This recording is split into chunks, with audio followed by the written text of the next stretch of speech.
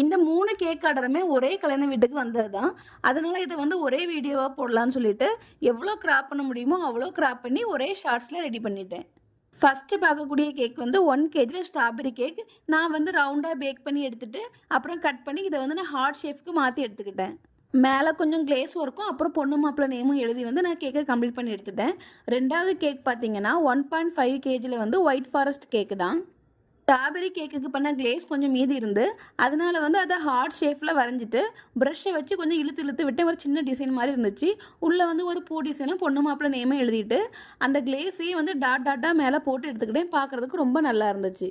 3வது பார்க்கக்கூடிய கேக் வந்து 1 கேஜில பிஸ்தா கேக். இந்த 3மே வந்து ஒரே கல்யாண வீட்டுக்குங்கிறனால எல்லாத்தையும் ஒரே காம்பினேஷன்ல இருக்கணும்னு சொல்லிட்டு, ரெட் அண்ட் ஒயிட் காம்பினேஷன்லயே 3 கேக்கையுமே ரெடி பண்ணி எடுத்துக்கிட்டேன். இந்த 3 கேக்கும் எப்படி இருக்குன்னு சொல்லிட்டு கமெண்ட் பாக்ஸ்ல கமெண்ட் பண்ணுங்க. அப்படியே இந்த வீடியோவை லைக் பண்ணிட்டு மறக்காம நம்ம சேனலையும் சப்ஸ்கிரைப் பண்ணிருங்க.